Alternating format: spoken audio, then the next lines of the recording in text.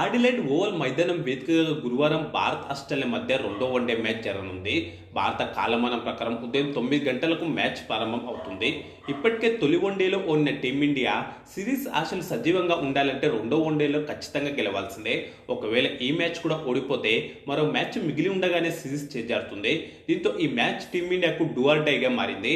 ఈ క్రమంలో రెండో వన్డేలో గెలిపే లక్ష్యంతో భారత జట్టు సిద్ధమవుతుంది. ఆటగాళ్లంతా ఇప్పటికే నెట్స్లో తీవ్రంగా శ్రమిస్తున్నారు. కాగా తొలి వన్డేలో టీమిండియా ఓడిపోవడానికి వర్షమే సగం కారణమనే సంగతి తెలిసిందే. అలాగే మ్యాచ్లో టాస్ కూడా కీలకమైంది. అయితే ఈ ఐర్లాండ్ మైదానంలో జరిగే రెండో వన్డేకు కూడా వర్షం ముప్పు పొంచి ఉంది. కాకపోతే పెర్త్లో జరిగిన తొలి వన్డేలో మాదిరిగా భారీ వర్షం ముప్పు అయితే లేదు. స్థానిక వాతావరణ నివేదిక ప్రకారం గురువారం మ్యాచ్ జరిగే సమయంలో వర్షం పడే అవకాశాలు 10% ఉన్నాయి. ఉరుములతో కూడిన వర్షం వచ్చే అవకాశం ఉంది. ఆకాశం 49% మేఘావృతమై ఉంటుంది. రోజంతా వాతావరణం మబ్బులు కమ్మి ఉండొచ్చు. అవపాతం 25%గా ఉంటుంది. ముఖ్యంగా మొదటి ఇన్నింగ్స్ సమయంలోనే వర్షం పడే అవకాశాలున్నాయి. దీంతో మరోసారి మ్యాచ్లో టాస్ కీలకం కానుంది. వాతావరణం దృష్ట్యా టాస్ గెలిచిన కెప్టెన్ ఫీల్డింగ్ ఎంచుకునే అవకాశాలే ఎక్కువగా ఉన్నాయి. అలాగే మ్యాచ్కు ముందు మ్యాచ్ సమయంలో తేలికపాటి జల్లులు పడే అవకాశాలున్నాయి. నిజానికి ఐర్లాండ్లో వారం రోజులుగా వర్షం కురుస్తుంది. మంగళవారం కూడా భారీ వర్షం పడింది. కానీ గురువారం నాటికి ఈ వర్షాలు తగ్గుముఖం పట్టే అవకాశాలు ఎక్కువగా ఉన్నాయి. అయితే ముందు జాగ్రత్తగా చర్యగా ఈ మైదానంలో అల్ట్రా వైలెట్ లైట్లను ఏర్పాటు చేశారు. అధిక వేడితో కూడుకున్న వెలుతురు ఇచ్చే ఈ యూవీ లైట్లను పిచ్పై ఉంచుతున్నారు. ఇలా చేయడం వల్ల తేమ శాతం తగ్గడమే కాకుండా పిచ్చు పొడిగా ఉంటుంది. అలాగే వర్షం వచ్చినప్పటికీ వేగంగా ఈ లైట్ల వేడితో పిచ్చును ఆరబెట్టొచ్చు.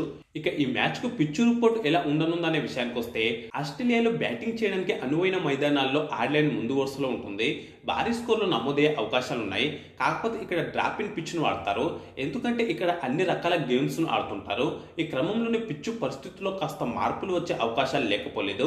అయితే బ్యాటింగ్కు అనుకూలమే కానీ ప్రతిసారి భారీ స్కోర్లు ఆశించలేం. అందుకే ఇక్కడ వన్డేలో సగటు స్కోర్ 240 నుంచి 250గా ఉంది. ఈ మధ్యాహ్నంలో స్టేట్ బౌండరీలు పెద్దవి కానీ సైడ్ బౌండరీలు చిన్నవి. దీంతో స్పిన్నర్ల బౌలింగ్లో ఈజీగా భారీ షాట్లు ఆడే అవకాశాలు ఉంటాయి. ఇక్కడ స్పిన్నర్లకు గత రికార్డులు బాగా లేవు. ఈ మైదానంలో ఇప్పటివరకు 88% వికెట్లను పేసర్లే తీశారు. స్పిన్నర్లు 12% వికెట్లు మాత్రమే తీశారు. పిచ్పై బౌన్స్ ఎక్కువగా ఉంటుంది. అందుకే పేసర్లు పండుగ చేసుకుంటారు. వారికి బౌన్స్తో పాటు మంచి వేగం కూడా లభిస్తుంది.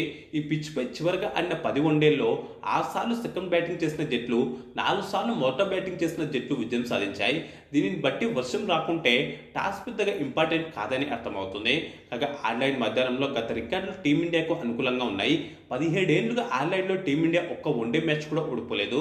అలాగే ఈ మైదానంలో ఆడిన చివరి 6 వన్డేల్లో భారత జట్టు ఏకంగా 5 మ్యాచ్లు గెలిచింది. ఆస్ట్రేలియాతో ఈ మైదానంలో 6 వన్డేలు ఆడిన భారత జట్టు 2 గెలిచి 4 ఓడిపోయింది. చివరిగా ఆడిన 2 వన్డేల్లో ఇండియానే గెలవడం గమనార్హం. మొత్తంగా ఐర్లాండ్ మైదానంలో 15 వన్డేలు ఆడిన భారత జట్టు ఏకంగా 9 గెలిచింది, 5 మాత్రమే ఓడిపోయింది. ఒక దాంట్లో ఫలితం తెలియలేదు. అలాగే కింగ్ విరాట్ కోహ్లీకి ఐర్లాండ్లో చాలా మంచి రికార్డులు ఉన్నాయి. ప్రపంచంలో ఒక మైదానంలో కోహ్లీ అత్యధిక సెంచరీలు చేసింది ఈ ఐర్లాండ్ మైదానంలోనే. అన్ని ఫార్మాట్లలో కలిపి ఐర్లాండ్లో కోహ్లీ ఏకంగా 5 సెంచరీలు చేశాడు. అన్ని ఫార్మాట్లో కలిపి ఐర్లాండ్లో 17 ఇన్నింగ్స్లు బ్యాటింగ్ చేసిన కోహ్లీ 5 సెంచరీలు, 4 హాఫ్ సెంచరీలు చేశాడు. 65 సగటుతో 975 పరుగులు చేశాడు. దీంతో తనకు కలిసొచ్చిన ఐర్లాండ్ మైదానంలో కోహ్లీ మరోసారి చెలరేగితే టీమిండియాకు తిరిగి ఉండదు. అదే సమయంలో ఇక్కడ రోహిత్ శర్మకు మంచి రికార్డులు లేవు. ఈ మైదానంలో 6 ఇన్నింగ్స్లో 24 సగటుతో 147 పరుగులు మాత్రమే చేశాడు. ఒక్క హాఫ్ సెంచరీ కూడా చేయలేదు. అత్యధిక స్కోర్ 43 మాత్రమే. అయితే ఈ మ్యాచ్లో రోహిత్ శర్మ తన రికార్డులను మెరుగుపరుచుకోవాలని ఆశిద్దాం. ఈ వీడియోకు లైక్, కామెంట్, షేర్ చేసి ఛానల్ను సబ్స్క్రైబ్ చేసుకోండి.